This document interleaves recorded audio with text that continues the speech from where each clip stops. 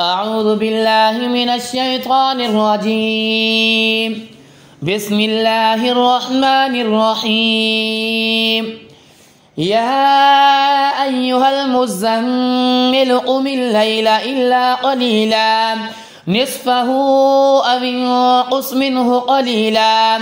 أو زد عليه ورتل القرآن ترتيلا إنا سنلقي عليك قولا ثقيلا إن ناشئة الليل هي أشد وطئا وأقوم قيلا إن لك في النهار سبحا طويلا واذكر اسم ربك وتبتل إليه تبتيلا رب المشرق والمغرب لا إله إلا هو فاتخذه وكيلا واصبر على ما يقولون واهجرهم هجرا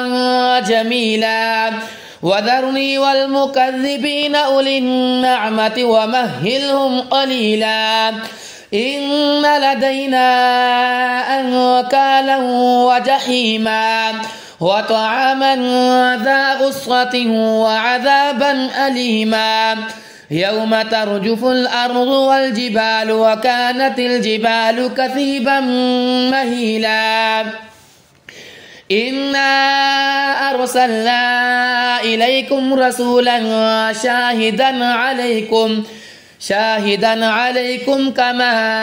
أرسلنا إلى فرعون رسولا فعصى فرعون الرسول فأخذناه أخذه وبيلا فكيف تتقون إن كفرتم يوما يجعل البلدان شيبا السماء منفطر به كان وعده مفعولا إن هذه تذكرة فمن شاء اتخذ إلى ربه سبيلا إن ربك يعلم أنك تقوم أدنى من ثلثي الليل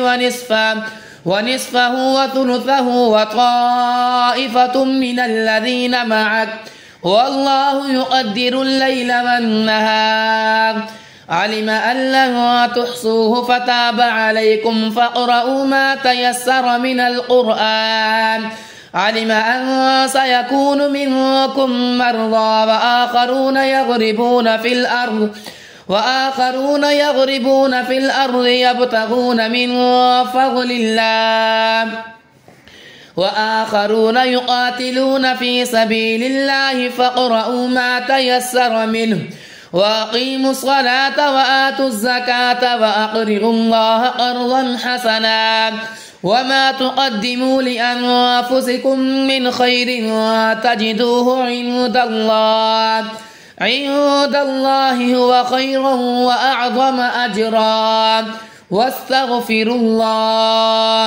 إن الله غفور رحيم.